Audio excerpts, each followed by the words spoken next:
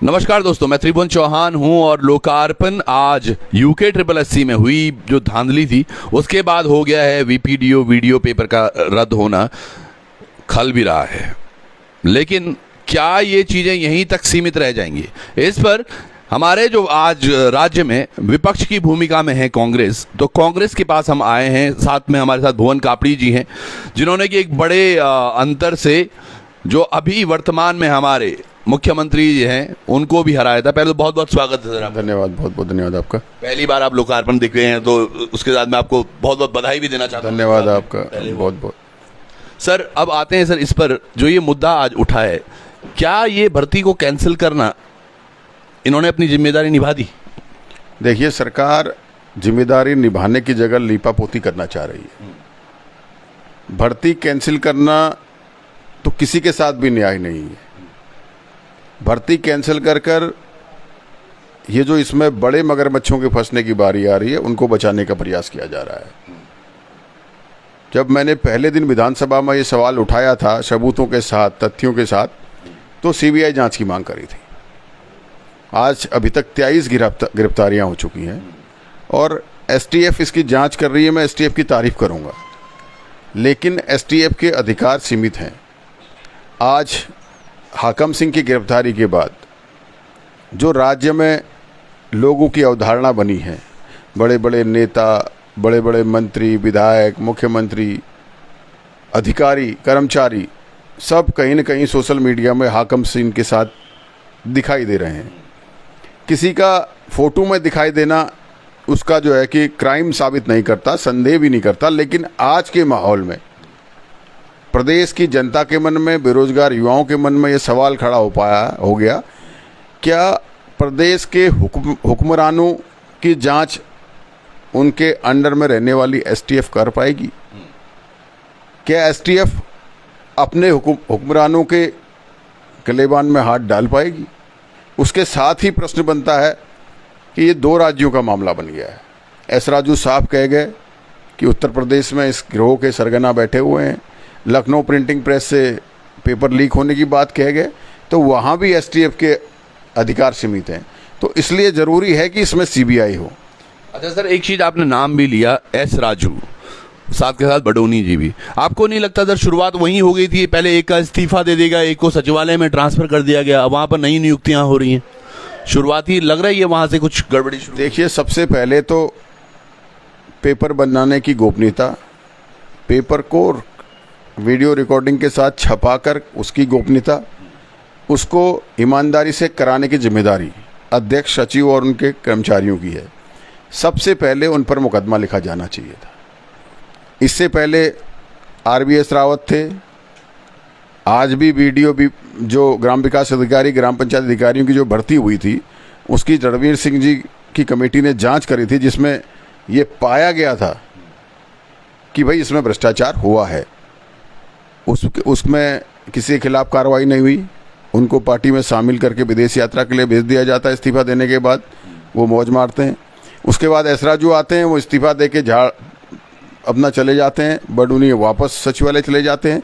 अगर इन कर्मचारियों, इन अधिकारियों, जिनकी जिम्मेदारी, जिनको उत्तराखंड का भविष्य सौंपा था, उत्तराखंड के युवाओं का भविष्य सौंपा गया था कि भाई आप ईमानदार, होनहार युवाओं का चयन करेंगे और वो इस उत्तराखंड के योगदान में अपनी भागीदारी देंगे, उन युवाओं के ईमानदार मेहनत को भ्रष्टाचार के भेंट चढ़ाकर इस्तीफा देकर चला जाना, ये कहीं न्याय संगत नहीं है। सबसे पहले मैं पहले दिन से कह रहा हूं कि उनके खिलाफ कार्रवाई होनी चाहिए और उनकी भी संपत्ति की जांच होनी चाहिए।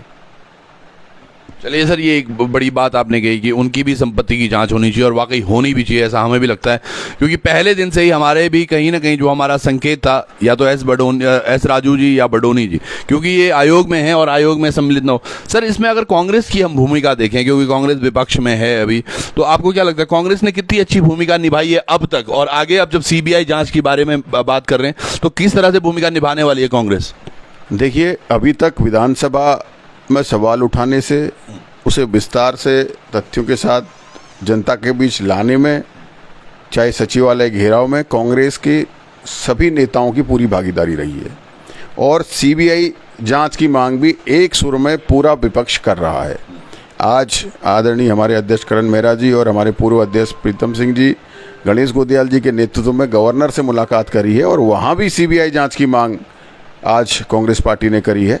और हमने पहले दिन जो है विधायक दल ने जो है इस मामले में विधानसभा में भी सीबीआई जांच की मांग करी थी और आगे भी हम इस लड़ाई को सीबीआई जांच की मांग करने के लिए इस लड़ाई को लड़ेंगे। कांग्रेस की मंशा साफ है, भ्रष्टाचारियों के खिलाफ कार्रवाई होनी चाहिए। ये आज उत्तराखंड इस देवभूमि और देवभूमि के युवाओं के भविष्य का सवाल है। ये किसी दल या किसी राजनीति से प्रेरित होकर हम नहीं कर रहे हैं। कांग्रेस के हमारे प्रदेश अध्यक्ष करण मेहरा जी ने कहा कि हम तो कहते हैं कि 2016 से जांच होनी चाहिए। आप हमारी स्पष्टता देखिए, हमारी सरकार थी। कांग्रेस की मंशा सिर्फ और सिर्फ जो भ्रष्टाचारी हैं उनको सलाखों के पीछे भेजने की है और इस लड़ाई को दो राज्यों की होने की वजह से और भी जरूरी हो जाता है कि इसकी जांच सीबीआई को दी जाए और कांग्रेस एक सुर में सीबीआई जांच की मांग कर रही है। सर, इसमें तो जो आपने बोला ना भ्रष्टाचार मुक्त, तो जो हमारे मुख्यमंत्री हैं धामी जी, वो भी कहीं ना कहीं बोलते हैं कि हमारा जो सपना है वो भ्रष्टाचार मुक्त होना चाहिए, जीरो टॉलरेंस की हमारी सरकार है। तो वो जो काम कर रहे हैं उस पर कितना संतुष्ट हैं आप अभी तक? देखिए, भारतीय जनता पार्टी की करनी और कथनी में बहुत फर्क है। वो तो 2 करोड़ युवाओं को रोजगार भी प्रतिवर्ष दे रहे थे, वो तो 15 लाख रुपए खाते में भी दे रहे थे, वो तो डॉलर का रेट कम कर रहे थे, वो तो महंगाई कम कर रहे थे, वो तो किसानों की आय को दुगना कर रहे थे। लेकिन क्या हुआ? ढाक के 3 पात। तो भारतीय जनता पार्टी सिर्फ समाचार पेपरों के माध्यम से, चैनलों के माध्यम से, मीडिया के माध्यम से सिर्फ भ्रष्टाचार मुक्त भारत, भ्रष्टाचार मुक्त उत्तराखंड, जीरो टॉलरेंस की बात करती है। वो भ्रष्टाचारियों को संरक्षण देने का काम करती है। आज जो है एस राजू और बडोनी को हटाकर और पद पे वापस भेजकर संरक्षण देने का काम भारतीय जनता पार्टी ने किया है। अगर भारतीय जनता पार्टी उत्तराखंड के प्रति अगर संवेदनशील होती और हमारी देवभूमि की रक्षा के लिए वचनबद्ध होती तो उनके खिलाफ कार्रवाई सबसे पहले करती। इसमें सर, इनका 2 दिन पहले का एक बयान था मुख्यमंत्री धामी का। उन्होंने कहा था कि जो बच्चे योग्य हैं, जिन्होंने मेहनत की है, उनके साथ हम गलत नहीं होने देंगे। और मतलब फिर 2 घंटे बाद एकदम से ही चेंज होकर सीधे पेपर ही कैंसिल करा दिया। ऐसा क्यों हुआ होगा सर? देखिए, जब हाकम सिंह को बड़ी मछली साबित करने की कोशिश कर रही है सरकार, अपने ही प्यादे को राजा बनाना चाहते हैं। राजा कई और हैं, प्यादे की बलि चढ़ाना चाहते हैं, इसलिए 2-2 घंटे में इनका सब विचार चेंज हो रहा है। लेकिन ये प्रदेश की आवाम, इस प्रदेश के युवा, इस प्रदेश का विपक्ष भारतीय जनता पार्टी को मजबूर कर देगा सीबीआई जांच कराने के लिए। चलिए सर, और इस पे किस हद तक जाएंगे सर आप? सीबीआई जांच अगर नहीं होती है, राहुल गांधी पर या फिर और आपके नेताओं पर तो फटाफट सीबीआई और ईडी की सभी जांचें हो गई थी, यहाँ पर क्या लग रहा है, कितना समय लगेगा? देखिए, ये तो अब संघर्ष है। अब हम तो वचनबद्ध हैं। हमने तो उत्तराखंड के युवाओं से को वचन दिया है, इस उत्तराखंड को वचन दिया है, देवभूमि को वचन दिया है।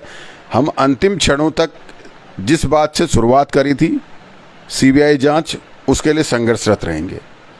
अब देखिए, सरकार जो है उत्तराखंड के प्रति कितनी संकल्परत है, उनके जो है कि उत्तराखंड को न्याय दिलाने के लिए कितने वचनबद्ध हैं, उत्तराखंड और उत्तराखंड के युवाओं के भविष्य के लिए कितने चिंतित हैं, ये अब आने वाले समय में सरकार के निर्णयों में दिखाई देगा। सर, जाते जाते एक प्रश्न 2 पूछ लूंगा मैं। एक प्रश्न मेरे दिमाग में है, कई बच्चे आज बड़े खुश हैं जिनका पेपर नहीं निकला था, वो बोल रहे हैं कि बड़ा अच्छा हुआ जी, पेपर कैंसिल हो गया, एक दोबारा मौका मिलेगा। आप किस तरह देखते हैं उसको कि ये दोबारा मौका कितना अच्छा होने वाला है, क्योंकि ये चीज़ें तो इसी तरह चल रही हैं अभी?